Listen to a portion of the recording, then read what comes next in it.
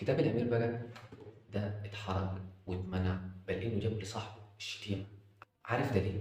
لأن ميكافيلي شرح قواعد لعبة السياسة بكل صراحة وبدون أي مجاملات، وبرغم الحرق والمنع إلا إن الكتاب فضل عايش لحد النهاردة.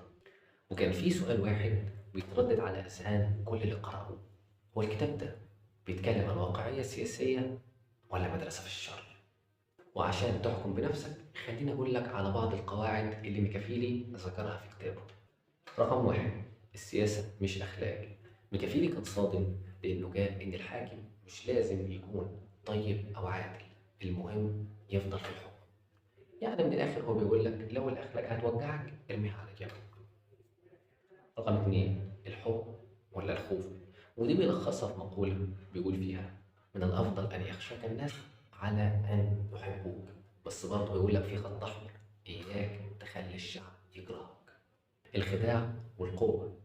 الحاكم لازم يكون أسد عشان يخوف أعدائه، وثعلب عشان يعرف يخدعهم. ومن هنا تلاحظ إن السياسة عند ميكافيلي لعبة بقاء مش مسابقة فضائل. الغاية تبرر الوسيلة، والجملة دي يمكن منسوبة ليه لأنها مش موجودة نصا، بس الفكرة هي لو الوسيلة قاسية بس بتحافظ على الدولة فهي مقبولة.